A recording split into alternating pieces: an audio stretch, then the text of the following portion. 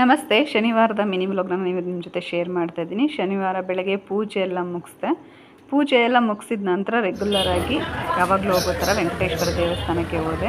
ಶನಿವಾರದ ಹೊತ್ತು ವೆಂಕಟೇಶ್ವರ ದೇವಸ್ಥಾನಕ್ಕೆ ಹೋಗಲಿಲ್ಲ ಅಂದರೆ ಏನೋ ಒಂಥರ ಕಳ್ಕೊಂಡಂಗೆ. ವೆಂಕಟರಮಣ ಸ್ವಾಮಿ ದರ್ಶನ ಮಾಡಿ ಮನೆಗೆ ಬಂದರೆ ಏನೋ ಒಂಥರ ಸಮಾಧಾನ. ಮನೆಗೆ ಬರೋ ಅಷ್ಟರಲ್ಲಿ ಇಲ್ಲೊಂದು ಸ್ವಲ್ಪ ಕಾರ್ ಶೆಡ್ಗೆ ಅಂತೇಳಿ ಇಲ್ಲೆಲ್ಲ ಸ್ವಲ್ಪ ಸೀಟ್ ಹಾಕಿಸ್ತಾ ಇದ್ವಿ.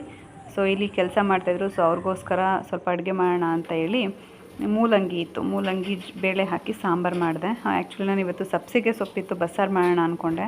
ಬಟ್ ಇವರೆಲ್ಲ ಇರೋದ್ರಿಂದ, ಕೆಲಸಕ್ಕೆ ಬಂದಿರೋದ್ರಿಂದ ಅವ್ರಿಗೆಲ್ಲ ಸಾಕಾಗೋದಿಲ್ಲ ಅಂಥೇಳಿ ಮೂಲಂಗಿ ಮತ್ತು ಬೇಳೆ ಹಾಕಿ ಸಾಂಬಾರು ಮಾಡಿದೆ. ಈಗಾಗಲೇ ಅಡುಗೆನೂ ಕೂಡ ಆಯಿತು.